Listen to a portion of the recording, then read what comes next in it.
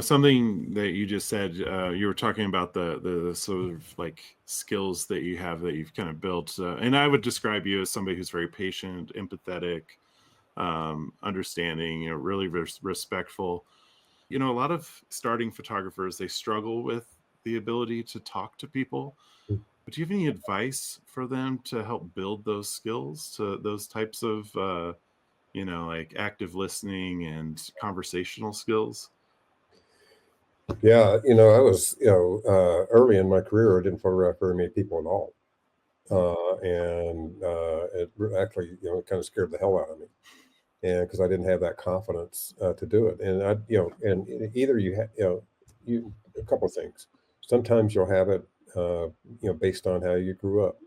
You're comfortable around people and it kind of comes natural. For me, it really wasn't. And so I think it's one of those kind of things that developed over time.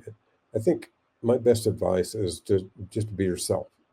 Mhm. And it's okay in the beginning until you get enough practice in to be a little intimidated, maybe. But the important thing, as I mentioned, is establishing trust. Because I think if there's not that, and sometimes that's just silent communication. Mhm. Where you smile at people, or if you're talking to someone like this, then that's not very friendly. But if you're Mhm. lean into someone without getting too close, without really Mhm. invading their personal space, it illustrates that you're interested Mhm. and you have a level of authenticity, and they trust you. And so that's something that uh, honestly, that I developed over time. It probably, honestly, it probably took me a couple of years because I was doing mostly sort of photojournalism work where I was doing like spot news, those kind of things. But Mhm. once I started doing more portrait work in the corporate world, is when it occurred to me, because my clients expected me to get really great expression from their clients, and so I had to figure it out, or I would lose work. And, Yeah.